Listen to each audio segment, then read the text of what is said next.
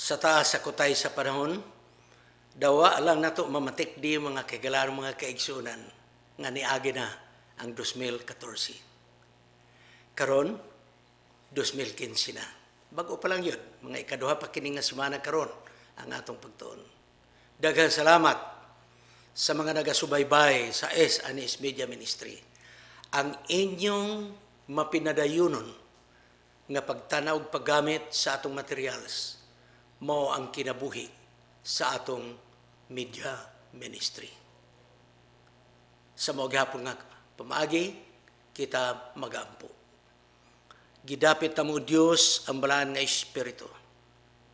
Ang imong gahom nga nakiguban sa tuig 2014, mao ang gahom nga makiguban kanamo nining tuig 2015. Panalanginan mo ang tanang mga viewers ug watchers ug readers sa material sa S&S Media Ministry dinhi sa Pilipinas, sa tibok nga kalibutan nga diin ang imong mga kaanakan nakatag. Ipadayon ang imong pagpanalangin kanila. Kining tanan among pagadawaton sa ngalan ni Ginoong Hesus manluluwas. Amen. Malipay ako sa pagbalita kaninyo nga ang atong flag counter nag-ihap na og 150 ka mga nasod. 150 ka mga nasod mga kaigsunan. Og ang latest nga nasod nga nakasulod, nga nag-download sa atong materials, nga dito ay Bisaya dito, nasod nga gamay nga isla nga gitawag og Grenada or sa atong Binisaya nga pagkasinurte, Granada. Grenada. Gamay nga nasod. Tuwa ka na siya sa Latin America, mga kaigsunan. Wow, pagkanindot sa mga Bisaya. Nga nagkatag sa tibok nga kalibutan, 150 ka mga nasod na ang nagasubaybay niini. Sa ginaingon, kanunay nga akong gikutlo, education is solution. Si kanhi Secretary Gisli Lapo sa DepEd, lalom ang buti nga pasabot, nga kung atong i-transpose sa espiritual nga paggamit mao, nga ang espirituhanong edukasyon, solusyon sa atong mga kagulanan, solusyon sa atong mga usahay, fanatisismo ug legalismo nga tendensya. Ug ato kining ampingan, kining pag-alagad nga atong nagunitan, sama sa ginaingon sa bantugan nga radio komentarista sa Cagayan de Oro City, nga ang lungsod nga nasayod, makahatag og kusog sa demokrasya. Apan ang lungsod nga nagapasagad, makapukan sa kagawasan. Dili kita magpasagad sa atong pag-alagad, nga dawa lamay bili ang pagbasa sa balang kasulatan. Kay kini mo'y makapalig-un sa atong pag-alagad. Nini nga trimestre, focus ang atong pagtuon sa sinulat sa Proverbs. Kini mga sinulat ni Hari Solomon, mga kaigsunan.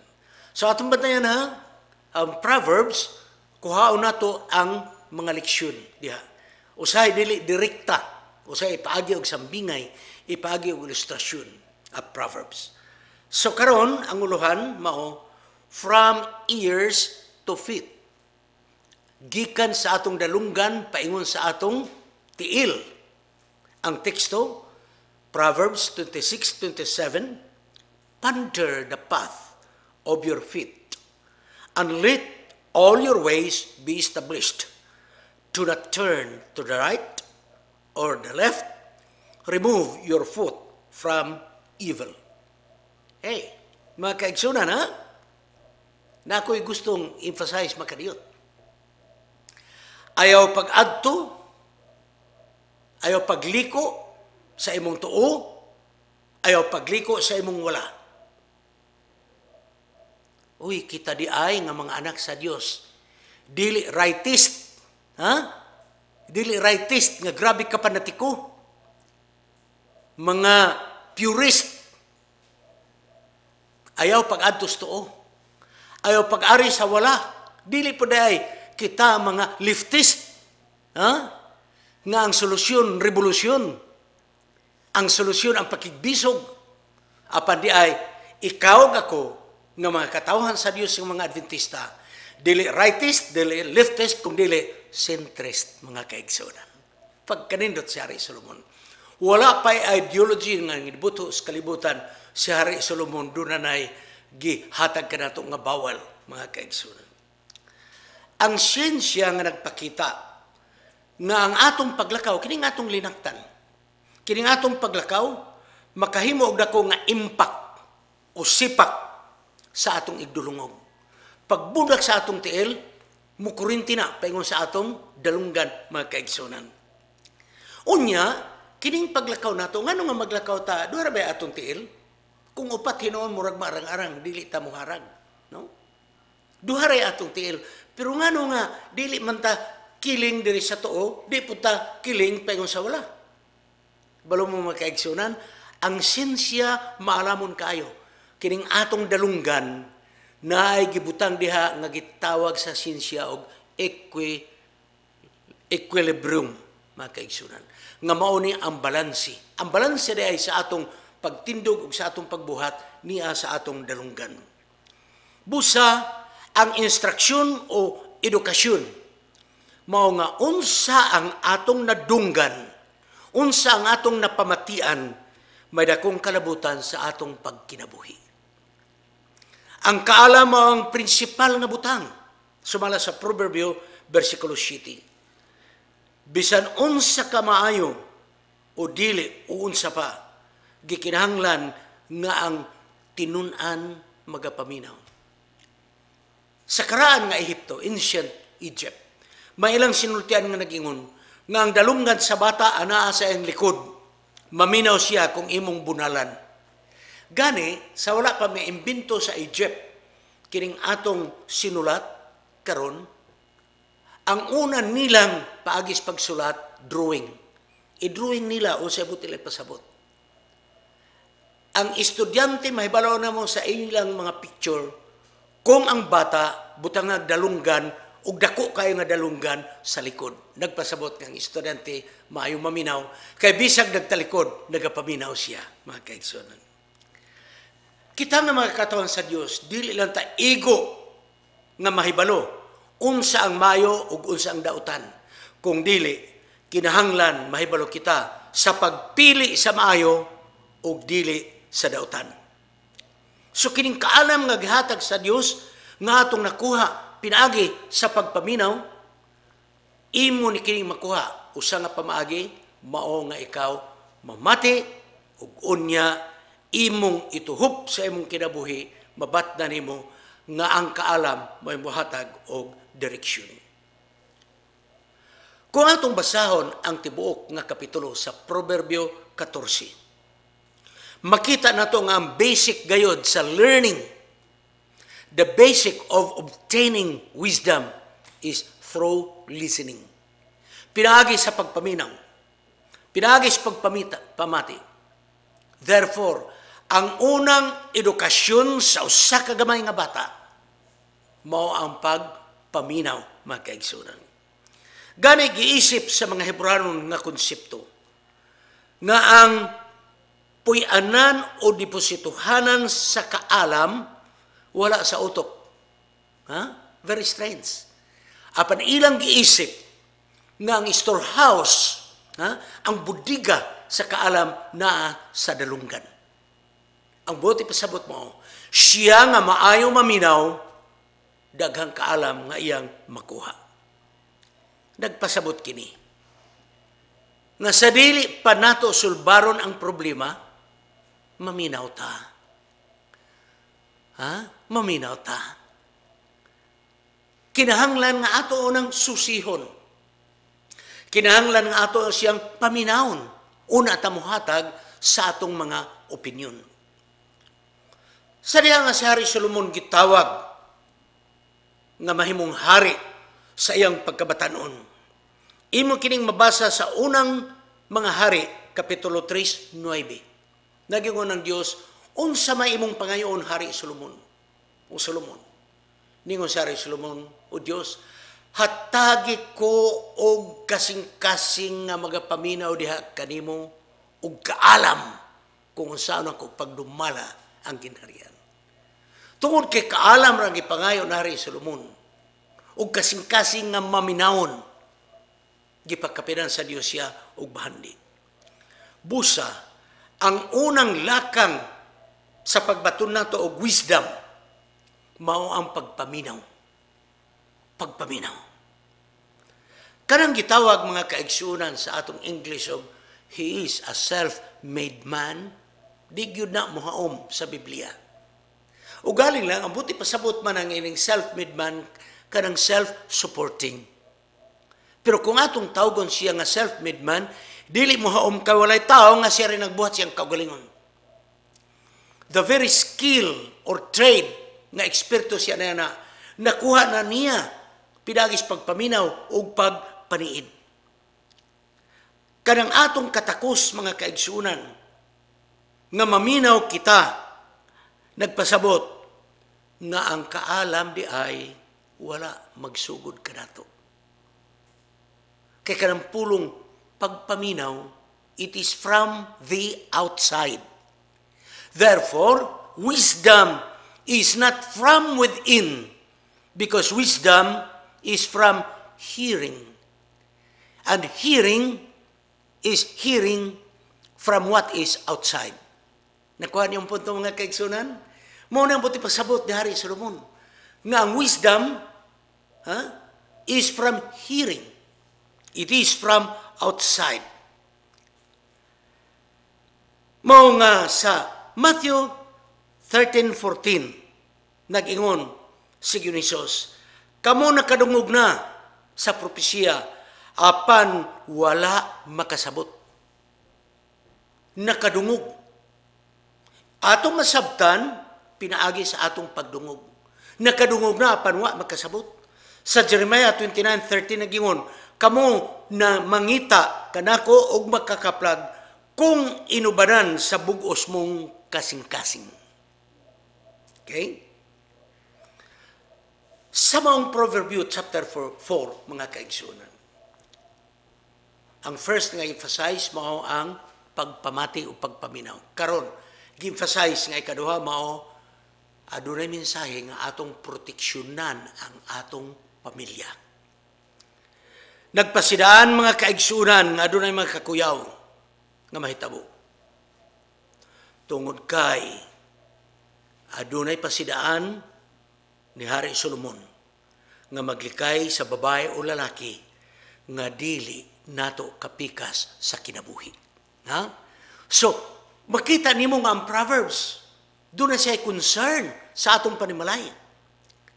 Kaysa diha nga kita magalakaw sa dalan sa unahan, nagkinahanglan kata og kaalam nga magabantay, kaya dunay daghang mga babag sa unahan sa dalan sa atong pagkinabuhi. Unang Pedro kapitulo 5 bersikulo 8 mga kaigsunan. So, nagpadayon si Hari Solomon alang sa proteksyon sa atong panimalay.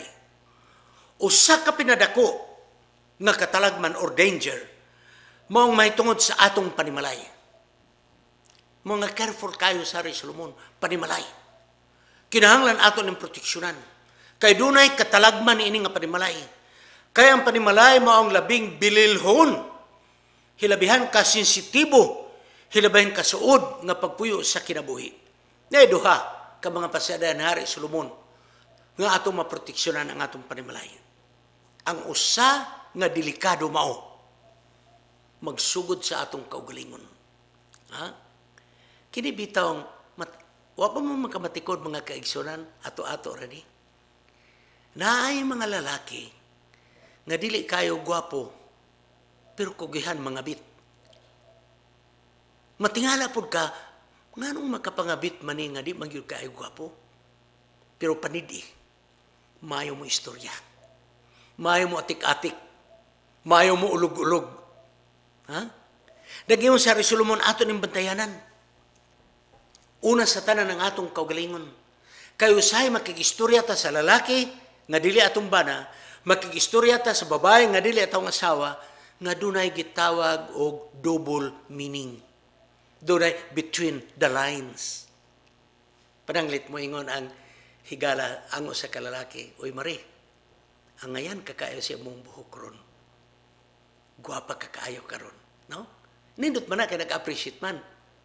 Ang kuya ug mutubag ang babae, hilom diha pare madunggang kagani sa akong bana. Uy, kuyaw lang di ay kung makadungog ang iyang bana. Pero kung di makadungog ang bana, pare padayon. You see? So nagpasida sa Hari Solomon. Bantayan nato ni atong sinultihan. Kanang magsugod og atik-atik, no? Nya mukubit pud ang usa. Bantayan na ni muguba nig panimalay. Ang sunod nga delikado nag-ingon si Hari Solomon. Kanang lalaki ug babae nga muduol ka nimo aron tintalon ka. Pipila ka mga adlaw nga milabay nakatambong kog kasal. Ang nagkasal huwis. Matod pa sa mga huwis, babae nga huwis. Bantayan ninyo kamo nga magtiayon. Ha? Lalaki, magbantay ka. Kaya ang maninintal kanimo, walay sungay, walay ikog. Kana bang drawing sa yawa, bitaw nga may sungay, may ikog. Di siya magbantay ka, kaya ang maninintal kanimo, walay sungay o walay ikog. Apan ang maninintal kanimo, guwapa. Ang maninintal kanimo, humot. Ang maninintal kanimo, seksi. Nagpahiyom ko nga naminaw sa mga huwis, mga kaigsunan. So ikaduha nga paglikay mao, ang lalaki nga mo entrada nganhi kanato ug ang babae nga mo entrada hi kanato nga dili atong kapikas kinabuhi. Sumala sa mong teksto sa mong kapitulo, ang pinakamaayo sa pagpakig-away sa pagtintal aron maguba ang kaminyon og puloy-anan. Ato ning bantayan, nagasugod kini sa madanihon nga mga pulong. Mao ang pagpaminaw, pinaagis kaalam atong gamiton. Atong gamiton. Apan, doon na pa'y dugang nga tambag ni Hari Solomon. Grabe pag-impact ni inimatod pa niya. Dili lamang kita maglikay gikan sa pagpanapaw, apan atong likayan sa pag-adto sa dapit sa mga manunulay. Sa Proverbio 5:10 nagingon, ayaw pagduol sa pultahan. Ayaw pagduol sa pultahan niining maong klase sa mga babae ug mga lalaki. Labaw sa tanan aron atong maproteksyonan ang atong panimalay. Nga dili na kita maibog sa laing lalaki ug laing babae. Si Hari Solomon adunay tambag kanato sa Ecclesiastes 9:9 nga nagingon, maglipay ka sa imong kinabuhi da sa imong kaugalingong asawa o bana. Sa tanang adlaw nga dili makahuluganon niining kinabuhi nga gihatag sa Dios kanimo sa alalom sa adlaw. Magmalipayon ka sa imong kaugalingon nga asawa. Magmalipayon ikaw sa imong kaugalingon nga bana. Magmapasalamaton ta og unsay niya kanato. Di na ta magsigpangita ng wa na og di na og imposible nga dili mato. Sunod nga atong proteksyonan, sumala sa mong proverbio nga kapitulo, mga kaigsunan, mao ang atong panaghigala. Proteksyonan nato na panaghigala. Naisinultian nga nakapagkugang ka nako. Matod pa sa kasinultian, Lord, protect me from my friends. I can handle my own enemies. Ha? Ginoo, proteksyonin ko sa akong mahigala. Ako'y nabahala sa akong kaaway. Buti pasabot, pasagdahe ko sa kaaway, kaya ko ni. Apan proteksyonin ko sa akong higala. Kay kining higala, either nga kini makaayo kanimo o makapaunlod kanimo. Sa Proverbs nga atong ginatunan, naghahatag umaing pagtagad sa panaghigala. Ang Diyos gusto nini nga atong proteksyonan. Gamito nato ang kaalam nga niya nato. Kay samtang ang Proverbio Kapitulo 6, 1-5, nagatudlo nga ang kasuguan sa pagtabang sa mga kabus ug sumala sa Exodus 25:15, pautangon ang mga kabus nga walay mga interest o patubo. Apan ang kaalam sa Proverbio nagpasidaan kanato nga ang katungdanan sa buhat sa kaluoy wala magawala sa katungdanan sa hustisya. So samtang suod kita nga managhigala, Hilabihan nato ang kasuod. Ayaw kalimot, gamito nato ang atong utok. Kinahanglan doon na usay hustisya nini. Busa nagpasidaan ka nato ang Proverbs nga magbantay kita sa atong isulti ngadto sa atong higala. Kay kung naay problema ang atong higala nga imong makita, nga daw lisod matabangan, o ka doon ay mga komplikasyon ang problema, apan tungod kay imong higala mingon, ay kabala ka pare, ay kabala ka parad, di nato ni atrasan, mutabang ko nimo. Delikado. Kay di na ka makaatras na kay nga naman, nakompromiso na ka. Apan sari Solomon, mga kaigsunan, nagapasidaan ka nato sa Proverbio Kapitulo 6. Ato unang i-evaluate ang iyang sitwasyon. Una pa nato ihatag ang atong saad.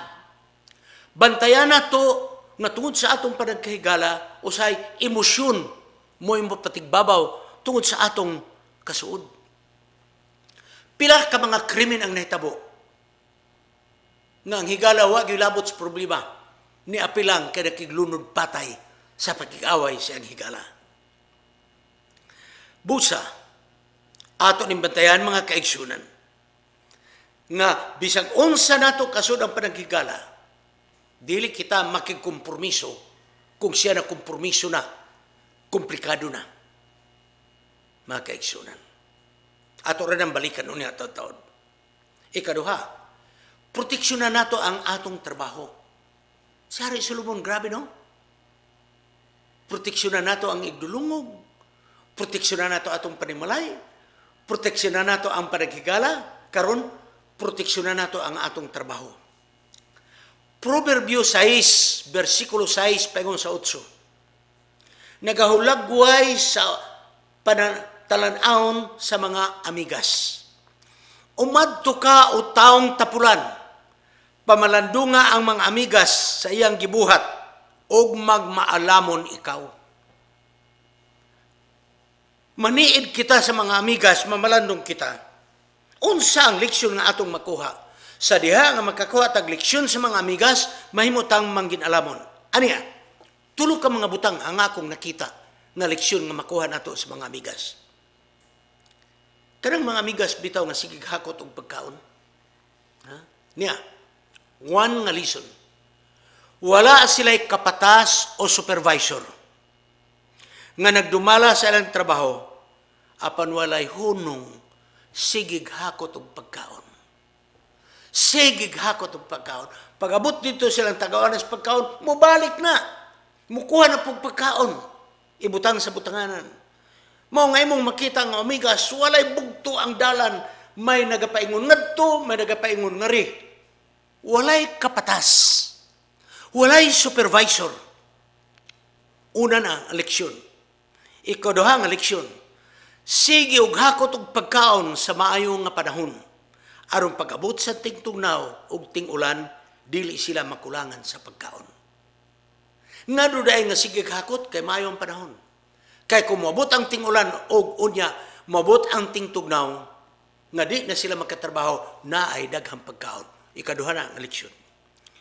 Ikatulong nga leksyon nga akong nakita, mao, kanunay ang amigas nagatanaw sa unahan o sa kaugmaon. Mao nga bisan walay kapatas o supervisor, walay hunong ug hakot sa pagkaon, kay nagalantaw sa unahan nga panahon nga moabot nga dili na sila makatrabaho. Futurist, mga kaigsuunan ang amigas. Sorry ha, upat di ang leksyon nga ako nakuha. Ang ikaupat nga leksyon mao, ang kabugat nga gihakot sa amigas mas bugat kaysa timbang sa iyang lawas. Ha, tanaw ra ha? Ako balikon. Ang kabugat nga gidala sa amigas nga pagkaon ngadto sa iyang taguanan mas bugat kaysa timbang sa amigas. Bugat ang dala kaysa ilang lawas. Ato ni karong tinagsaon. Busa kita nga mga tao. Nganong gamay raman ang atong agi sa trabaho kung walay kapatas or supervisor? Nganong mudako ang atong agi kung naay magbantay nato? Mao ay kini ang katarungan dinhi sa atong nasud sa Pilipinas. Nga mutuman lang ang driver sa traffic rules kung naay pulis. Nga? Matinumanon ang driver sa Pilipinas sa traffic rules kung naay pulis. Pero pag walay pulis, nagkayagaw mga kaigsunan. Ang amigas, dili na. Ang makuha nga kaalam nga iya sa mga amigas, mao ang pagpreparar sa umaabot. Insakto na ba ang preparasyon nato sa mga butang umaabot? Pag dunay kalamidad nga umaabot, grabe ang preparasyon. Nangandam ta. Higala mga kaigsunan. Sa atong pagkinabuhi, dili bugat ang atong pagpaabot sa mga bagyo ug linog. Apan ang dako nga atong ipaabot mao ang pagbalik ni Jesus.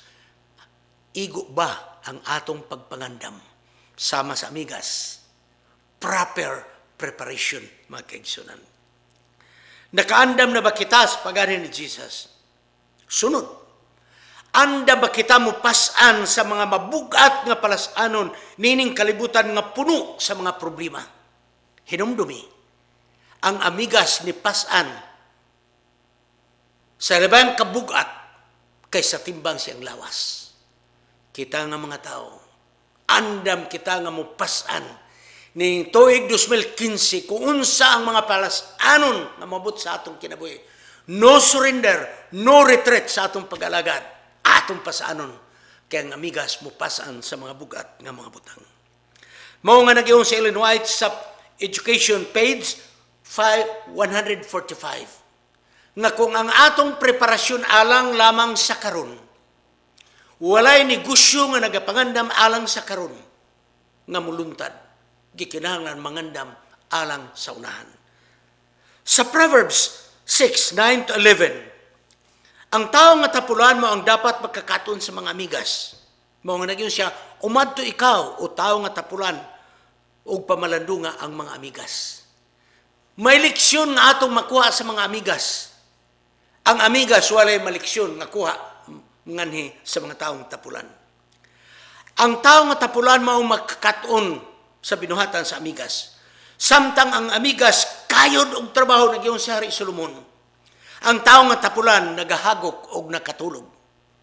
Samtang mga amigas daghan ang natigom sa ting-ani, ang taong tapulan nangyugpos lang sa duha niya ka mga bukton simpuro sa katapulan. Grabe ang description Hari Solomon. Ang mga amigas labaw sa tao, mudala og mga palasanon sa pagpangandam alang sa ilang ugma. Samtang ang tao nga tapulan nagyon sa Hari Solomon nagkinabuhi lang sa iyang presinti o nagpangabudlay lamang alang sa iyang kaugalingon. Sunod nga atong proteksyonan mao ang atong kaugalingon. Tapos kita napasidanan sa mga dautan nga nagahulga sa tulo ka mga bahin sa atong kinabuhi. 1, hulga sa panimalay. 2, hulga sa sosyal nga relasyon ng panaghigala. 3, hulga sa atong trabaho. May mga balak na Hari Solomon nga atong makumparar sa Proverbs chapter 6 verses 12 and 15 o verses 16 to 19. Paralel kini katapad-tapad maura ang ginapasabot. Nga giulago ni Hari Solomon nga ang tao gikan siyang hunahuna mapadayag kini ngadto sa iyang binuhatan. Gikumparar kini mga kaigsunan ni Hari Solomon o kini usab gikumparar ni Hesus. Nga nagyon si Hari Solomon nga ang makasasala nga kasing-kasing nagtanom og binhi sa kasamok nga umabot sa kalamidad unya madugmok siya ug dili na mamaayo. Buti pasabot mga kaigsunan nga kining tawo nga dawtan muguba nig susidad. Ug si Jesus nagiyon siya dinhi sa Mateo 15:19. Kay gikan sa kasing-kasing mugula ang daotang huna-huna. Pagpatay, pagpadapaw, pagpakikilawas, pangawat, baka kung saksi ug sinultian sa pagpaspala. Gala mga kaigsunan. Si Hari Solomon ug si Jesus nagapasanto nga ang tawo nga dautan adunay impact against sa sosyedad. Si Ellen White nagingon, Adventist Home page 334. Kung atong himuon nga walay pulos nga mga imagination, gitugutan ang hunahuna sa pagbaton sa mga daotang mga butang, ikaw na himong sad-an sa atubangan sa Dios nga daw sa ingon nga ang imong gihunahuna imo nang gibuhat.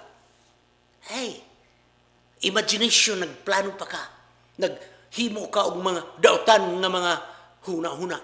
Nagayon si Ellen White sa atubangan sa Dios. Kanang dautan nga huna-huna daw sama ra nga ikaw nakasala nga imo nang gibuhat. Mao nga sa Proverbs chapter 6 verses 12 to 19 gihulagway kining duha ka tawo nga nagalakaw, makasasala og tapulan. Ha? Makasasala og tapulan. Managkalahi ang ilang attitude. Ang usa katapulan ra gyud. Ang usa dunay mga hunahuna o binuhatan nga sala. Pero gala mga kaigsunan, ang pagkatapulan sala lang gihapon, mga kaigsunan. Ngano man unsa may sala ning tawo nga dautan, dili maminaw og tambag. Unsa may sala ning tawo tapulan, di pud maminaw og tambag. Nakamatikod ba mo? Nga bisag usaon na to encourage taon tapulan? Di gyud mo produce og maayo. Ngano man, ang problema dili maminaw. Kining taong tapulan ug tawo nga makasala, nagiyon sa Solomon, ang ilang sala usara dili maminaw sa talambagan. Nga kining pagpaminaw mauman ang kaalam nga mabot sa tao, mga kaigsunan. So duha ka epekto ang mahitabo sa tao nga tapulan ug dautan. 1, gidamage niya ang iyang kaugalingon. 2, nadamage niya ang iyang sosidad. Nakadungog tingali mo ang mga magtiayon nga managlalis. Ang banag gahig ulo, di gyud maminaw. Magbisyo, inom, sigarilyo, badlunga. Ayaw mo pagbuot na ako rede. Kung mamatay ko, mamatay ilubong. Ang pangutana, mamatay ka diretso ka ilubong? Ang problema mo, kung naakas tambalanan, hasol ang tibok nga panimalay. Dugay mamatay ang maong tao, baligya ang tanang kabtangan. Ang punto nga akong puti pasabot mo, walay sala nga mudamage ra sa kaugalingon sa makasasala. Kung dili ang sala mudamage, 1, sa kaugalingon sa nakasala ug mudamage sa susidad apil ang iyang panimalay, mga kaigsunan. Mao na ang katinudanan. Mao rin na ta sa mga pagtapos. Atong balikon ang Proverbio 4 versikulo 2. Gipakita dinhi nga mismo gayud ang amahan sa panimalay mao naghatag sa pagtudlo sa balaod sa Dios ngadto sa mga kabataan. Tulo ka mga butang ang gihangyo sa ginikanan ngadto sa anak 1, naghangyo sa mga anak, anak, lakaw sa dalan nga mao ang balaod sa Dios. Ang dalan nga mao ang balaod sa Dios. Ikaduha nga tambag, anak, ayaw gayud paglakaw kauban sa mga tao nga wala magatahod sa Dios. Ayaw paglakaw sa dalan kauban sa mga tao nga magatahod sa Dios. Ikatulo, anak, hinumdumin ninyo nga ang Diyos adunay saad, nga kung ang tao magkinabuhi sa integridad o kadungganan, kinabuhi mo yung maangkon. Apan ang tao, kung siya nagpakasala, ang kamatayon, tungkol siya ang pagkabakakon, siya ang pagkatapulan, o siya ang pagkadautan, kamatayon mo yung dangatan. Ang tambag samahan, nagapadayon, sa Proverbio Kapitulo 4, anak, ayaw pagduol sa mga babae ng mga prostitute. Ayaw pagduol sa mga babae na makatintal kanimo. Padalip di ang imong panimalay. Apan, adunay second meaning niya na. Kay samtang nagadili sa Ari Solomon, batok sa iyang mga anak sa pagkikauban sa babae nga makihilawason. Adunay usa, kakahulugan niya na. Sa Pinadayag, Kapitulo 17, may usa ka babae nga prostitute. Nga kini nga babae, dili immoral sa iyang pagkababae, kung dili nagdala sa mini nga pagtulunan. Therefore, ang tambag ni Hari Solomon, sa paglikay sa immoralidad sa babae, spiritually mao, nga atong likayan, ang mga apostasiya nga kalihukan. mga mini nga pagtulunan. Kaysa atubangan sa Dios, this is spiritual fornication, mga kaigsunan. Sumada ta, Proverbio 6, versikulo 1, paingon sa 19, may pasadaan sa managhigala. Balik ta sa managhigala. Ingon na rin Solomon, ayaw paggarantiya sa utang sa imong suod nga higala nga walay kapasidad sa pagbayad o ka higala nga dili maayo mo bayad o ka higala nga dili ganahan mo bayad. Ha? Pasidaan kini nga basin tungod sa panaghigala, mapugos ikaw pagpautang o ka may mo ikaw nga garantor nga nahibol ikaw nga kini nga higala habitual nga palautang o habitual nga dili mo bayad.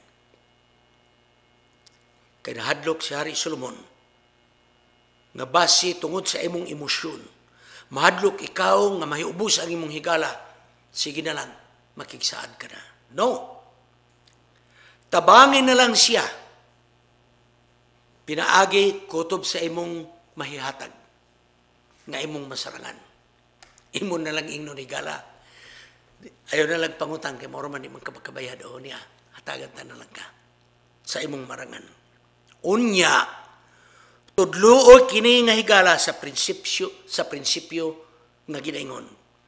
It is not how much you earned, but how you manage your earning matters a lot. Higala, naputos na ka sa utang, grabe. Amo yung suldo di na mo igo. Ayaw kalimot. Dili kumpila ang imong kinitaan. Kung dili, giunsa nimo pagdumala ang imong kinitaan, mauni ang pinaka-importante. Sa laktod nga pagkasulti, tudluan nato ang higala nga nagkaproblema sa finance, sa gitawag og financial management. Higala, bisag unsa kagamay ang atong kita matagbulan, magahin gayud ikaw og para sa savings. Kanang savings gyud nga ideposito sa bangko, ayaw gunitis kamot, kay katul ang kamot magkagunit og kwarta. O ayaw kalimot higala, ayaw paggasto labaw sa imong marangan. Higala mga kaigsunan, very practical kini nga mga talambagan. Para akong nakita nga si Hari Solomon mangginalamon nga nagatambag alang kanato. Kini inyong higala, si Pastor Wendell Mungaya Sirano sa S&S Media Ministry, Kansang Recording Studio, ani as Cagayan de Oro City, Philippines. Magaingon ka ninyo, hangstod sa sunod nga higayon, ang Diyos magapanalangin ka ninyo. Daghang salamat.